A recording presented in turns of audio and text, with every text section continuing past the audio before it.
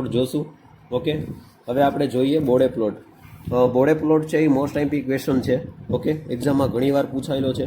Okay, આપણે જે પણ આજે સ્ટડી કરશું બોડે પ્લોટ બાબતે એ ખાસ તમે સમજજો. ઓકે ઓકે હવે છે frequency response analysis using Bode plot. બરાબર, frequency response analysis using Bode plot. Okay, તો આ ડેફિનેશન છે. Magnitude and phase relation between input output of LTI system when omega vary from 0 to infinite is called frequency response analysis. બરાબર, કે input અને આઉટપુટની જે LTI system છે એમાં મેગ્નિટ્યુડ અને ફેઝ એનો રિલેશન હોય છે. ઓકે, અને આપણે વેરી કરીએ છીએ ફ્રીક્વન્સીને 0 ટુ ઇન્ફાઇનાઇટ સુધી. ઓકે, એને આપણે શું કહીશું? Frequency response analysis. બરાબર, હવે આ તમને આ સમજાઈ જશે. ઓકે, આગળ જોઈએ આપણે. તો આ મારી પાસે કંઈક સિસ્ટમ છે. ઓકે, આપણે કોઈ પણ આ કંઈક સિસ્ટમ એક લઈ લઈએ. બરાબર, જેમાં આપણે ઇનપુટ આપીએ છીએ. હવે ઇનપુટ જે છે એ હંમેશા સાઇન્યુસોઇડલ નેચરનું હોવું જોઈએ. ઓકે, તો આપણે ફ્રીક્વન્સી ડોમેન કરી શકીએ. બરાબર, હવે પછી આપણને આ સિસ્ટમમાંથી આપણને અહીંયા આઉટપુટ મળશે. બરાબર, હવે આ ઇનપુટની ફ્રીક્વન્સી આપણે 0 રાખીએ ત્યારે આપણા જે સિસ્ટમ છે એનું ટ્રાન્સફર ફંક્શન અને એનું મેગ્નિટ્યુડ ફાઇન્ડ કરશું.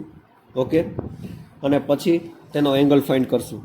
બરાબર, પછી ફાઇનલી જે ફ્રીક્વન્સી છે એને 0થી લઈ અને ઇન્ફાઇનિટી સુધી વેરી કરીએ. ઓકે, આવી રીતે દરેક જે 0થી ઇન્ફાઇનિટ સુધી દરેક ફંક્શનમાં મેગ્નિટ્યુડ અને જે ફેઝ એંગલ છે એ ફાઇન્ડ કરશું. બરાબર, તો ફેઝ એંગલ પણ આપણે આવી રીતે ફાઇન્ડ કરશું. હવે આમાં આઉટપુટ અને ઇનપુટ વચ્ચેનો જે રિલેશન છે, બરાબર, ઇનપુટ અને આઉટપુટ વચ્ચેનો જે રિલેશન છે એને આપણે શું કહેશું? તો કે ફ્રીક્વન્સી રિસ્પોન્સ એનાલિસિસ. ઓકે, તો તમને આઈડિયા ક્વેશ્ચન થશે કે LTI શું છે. બરાબર, તો તમે જુઓ કે આપણે ઇનપુટ ફ્રીક્વન્સી છે, માની લ્યો એને મેં આ ફ્રીક્વન્સી આપી ω1. બરાબર, અને આઉટપુટમાં મને ફ્રીક્વન્સી જે આઉટપુટ ફ્રીક્વન્સી જે મને મળી એ ω1 મળે. ઓકે, તો જેવું મેં ઇનપુટ આપું એવું જ મને જો આઉટપુટ મળે તો એ LTI સિસ્ટમ જ કહેવાશે.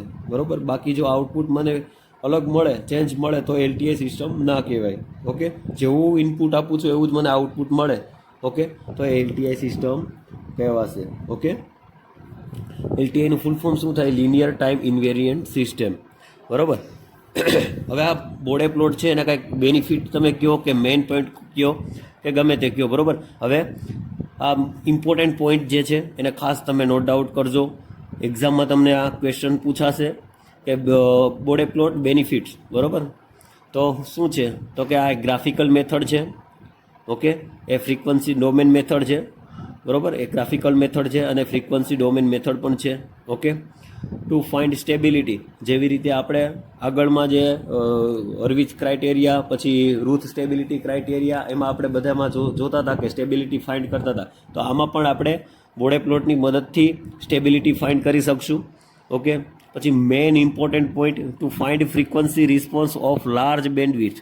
ઓકે, આ એનો એડવાન્ટેજીસ છે કે ફ્રીક્વન્સી રિસ્પોન્સ જે છે ઓકે એ લાર્જ બેન્ડવિડ્થમાં પણ આપણે ફાઇન્ડ કરી શકીએ છીએ. બરાબર, પછી next point use semilog graph paper.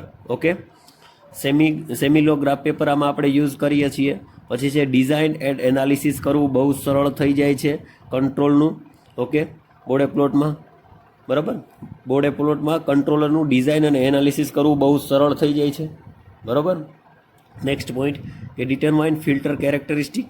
Okay, આની મદદથી આપણને ખબર પડે કે સિસ્ટમમાં ફિલ્ટર યુઝ કરવું, કયું ફિલ્ટર યુઝ કરવું. બરાબર, લો પાસ ફિલ્ટર કે હાઈ પાસ ફિલ્ટર કે એ. બરાબર, તો આ જે પોઈન્ટ બધા છે એ ખાસ તમે યાદ રાખી લેજો. બરાબર, એક્ઝામમાં પૂછાય તો આ બધા પોઈન્ટ આપણે લખવા પડશે.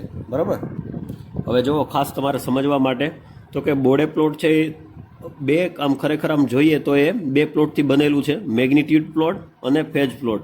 બરાબર, તો આપણને ટ્રાન્સફર ફંક્શન ગિવન હોય, ઓકે, કોઈ પણ ટ્રાન્સફર ફંક્શન ગિવન હોય, બરાબર, તો શું કહેવા માંગે છે, મેં ગુજરાતીમાં જ તમને લખી દીધું છે ડેફિનેશન, જેથી કરીને તમને આઈડિયા આવે. તો કોઈ પણ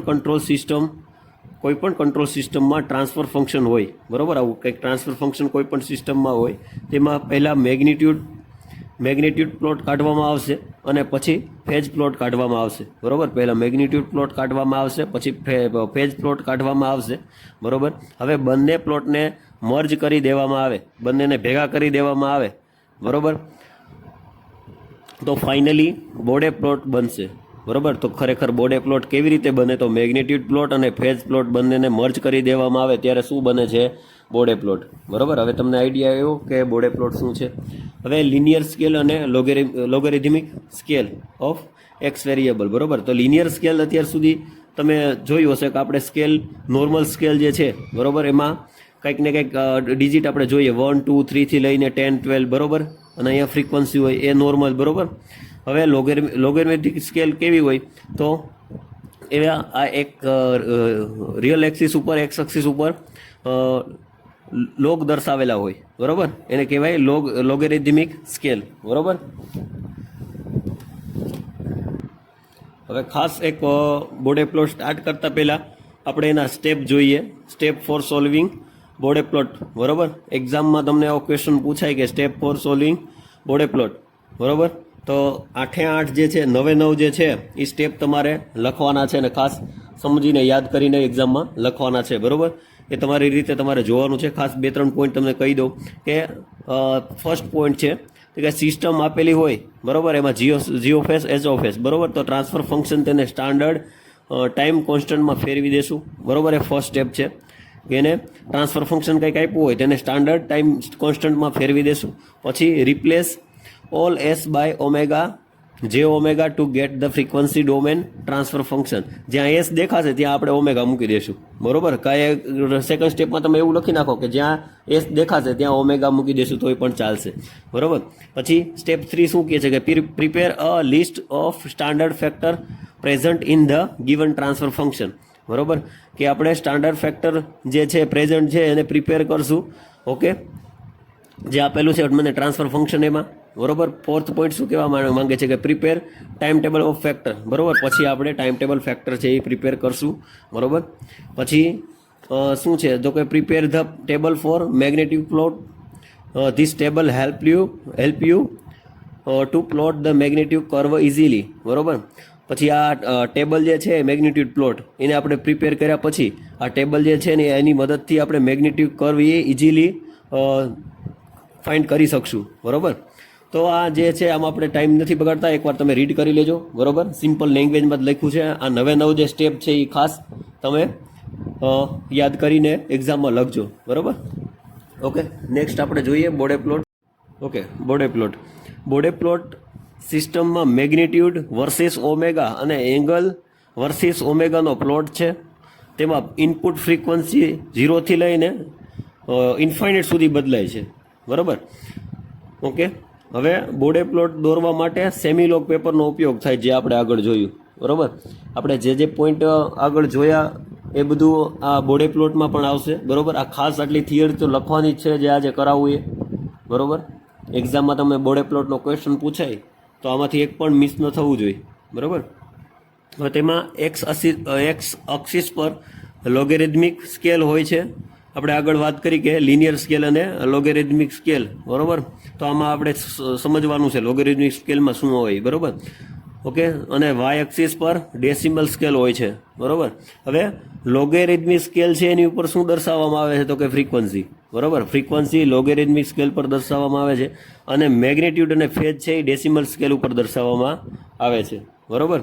મેગ્નિટ્યુડ અને ફેજ છે એ ડેસિમલ સ્કેલ પર દર્શાવવામાં આવે છે, બરાબર. હવે બોડે પ્લોટ માટે જીઓફેસ એસઓફેસનું ટાઈમ કોન્સ્ટન્ટ ફોર્મ વપરાય છે, ઓકે. બોડે પ્લોટ માટે જીઓફેસ અને એચઓફેસનું ટાઈમ કોન્સ્ટન્ટ ફોર્મ વપરાય છે, જે નીચે પ્રમાણે દર્શાવાય છે, ઓકે. જીઓફેસ એચઓફેસ ઇઝ ઇક્વલ ટુ કે કૌંસમાં 1 + t1s, ઓકે, અને 1 + t2s, okay, s⁻n 1 + tas plus કૌંસમાં 1 + TBS બરાબર. હવે જ્યાં તમને જ્યાં તમને S દેખાય ત્યાં ઓમેગા જે ઓમેગા મૂકવાનું છે બરાબર. આ S(n) શું છે તો કે ડિટર્મિનેટ ટાઈમ ઓફ સિસ્ટમ છે. ઓકે, જ્યાં તમને S દેખાય ત્યાં આપણે શું મૂકવાનું છે? જે ઓમેગા. ઓકે, તો આપણે એસની જગ્યાએ બધે જે ઓમેગા મૂકી દીધું બરાબર. તો આ રીતે તમે જોવો છો એ રીતે કંઈક થશે બરાબર. હવે મેગ્નિટ્યુડ પ્લોટ માટે ±20 dB પર ડેસિમલના સ્ટોપથી એપ્રોક્સિમેશન કરવામાં આવે છે. ઓકે, હવે સ્લોપ કોર્નર ફ્રીક્વન્સી છે સ્લોપ કોર્નર ફ્રીક્વન્સીથી બદલાય છે. ઓકે, જ્યાં જુઓ તમે 1/T1 1/T2 1/Ta અને 1/TB બરાબર. કહેવાનો મતલબ સ્લોપ કોર્નર ફ્રીક્વન્સીથી બદલાય છે બરાબર, વગેરે કોર્નરથી ફ્રીક્વન્સી મળે છે. ઓકે, હવે નેક્સ્ટ પોઈન્ટ 20 log 10 kdBથી સિસ્ટમ ગેઇનનો પ્લોટ મળે છે અને એ એક્સ અક્ષિસને પેરેલલ હોય છે બરાબર. હવે આ ગ્રાફ તમારે પણ ડ્રો કરવાનો છે એક્ઝામમાં બરાબર. 0 dB અહીંયા દર્શાવવામાં આવે છે, અહીંયા 180 ડિગ્રી દર્શાવવામાં આવે છે અને અહીંયા આપણો સ્લોપ હોય છે બરાબર. અને અહીંયા ફ્રીક્વન્સી રાખીએ છીએ બરાબર.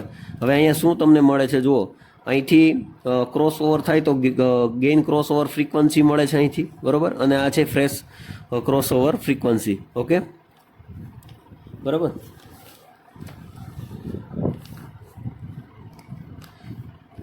Next angle is equal to 10 plus imaginary part ના છેદમાં રિયલ પાર્ટ. ઓકે, આ જે ફોર્મ્યુલા છે એનાથી ફેજ એંગલ મળે બરાબર, તો તેને પ્લોટ કરવામાં આવે છે બરાબર. આ જે ફોર્મ્યુલા તમે જોવો છો બરાબર, એ ફેજ એંગલ મળે એના પછી પ્લોટ કરવામાં આવે છે બરાબર. એને પ્લોટ કરવામાં આવે છે જે ફેજ એંગલ મળે એને બરાબર. પછી બોડે પ્લોટથી ગેઇન માર્જિન અને ફેજ માર્જિન મળે છે. ખાસ આ નોટ ડાઉટ કરજો કે બોડે પ્લોટથી ફેજ માર્જિન અને ગેઇન માર્જિન મળે છે, તેથી રિલેટિવ સ્ટેબિલિટી જાણી શકાય છે. ઓકે, રિલેટિવ સ્ટેબિલિટી આપણે અગાઉ જાણી ગયા કે કઈ સિસ્ટમ વધારે સ્ટેબલ છે બરાબર. તો આના દ્વારા આપણે ગેઇન માર્જિન ને ફેજ માર્જિન જાણી શકીએ બરાબર. હવે system next point, system stable રાખવા માટે કેટલો ગેઇન રાખવો તે નક્કી કરી શકાય છે બરાબર. બોડે પ્લોટની મદદથી કટ ઓફ ફ્રીક્વન્સી, બેન્ડવિડ્થ વગેરે જાણી શકાય છે બરાબર. આ બધા એના બેનિફિટ્સ છે. જ્યારે તમને એક્ઝામમાં એવો ક્વેશ્ચન પૂછાય કે બોડે પ્લોટના બેનિફિટ, તો તમારે આ બધું લખવાનું છે બરાબર. અગાઉથી અલગથી આપણે નથી આ મેં કર્યું, બટ તમારે આ બધું લખવાનું છે કે બોડે પ્લોટની મદદથી કટ ઓફ ફ્રીક્વન્સી, બેન્ડવિડ્થ પણ જાણી શકાય છે. સિસ્ટમ સ્ટેબલ રાખવા માટે કેટલો ગેઇન રાખવો એ નક્કી કરી શકાય છે બરાબર. એની મદદથી આપણે ફેજ માર્જિન છે, ગેઇન માર્જિન છે એ પણ જાણી શકાય છે.